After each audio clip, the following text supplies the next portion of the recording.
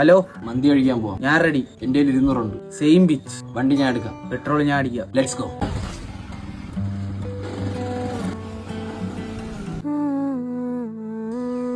എത്ര മണപ്പിച്ചിട്ടാ മണം അങ്ങോട്ട് പോകുന്നു. സത്യം. എടാ ബ്രോ, എന്റെ ഹാപ്പിനെസ് എന്താണെന്നറിയോ? പറ.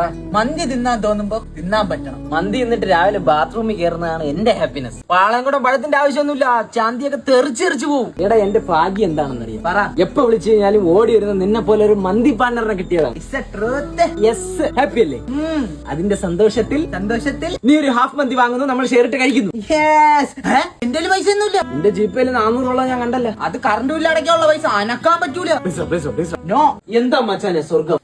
നല്ല ചെറു ചൂട് മന്തി, അതിന് കുറച്ച് റൈസ് എടുത്ത് മാറ്റിട്ട് അതിന്റെ മുകളിലോട്ട് കുറച്ച് മയണൈസ് അങ്ങ് ഒഴിക്കണം. നല്ല ചെസ്റ്റ് പീസ്, ഒരു സോഫ്റ്റ് പീസ് ഇങ്ങനെ കീറി എടുത്ത് അതിന്റെ നടുക്ക് വെച്ചിട്ട് സിമന്റ് കുഴയ്ക്കും പോലെ ഇങ്ങനെ കുഴച്ചിട്ട് ഉരുട്ടി എടുത്ത് ഇടത്തെ കീഴിൽ കുറച്ച് നല്ല തണുത്ത പെപ്സി എടുത്തിട്ട് ഇതാണ് മച്ചാനെ സ്വർഗം.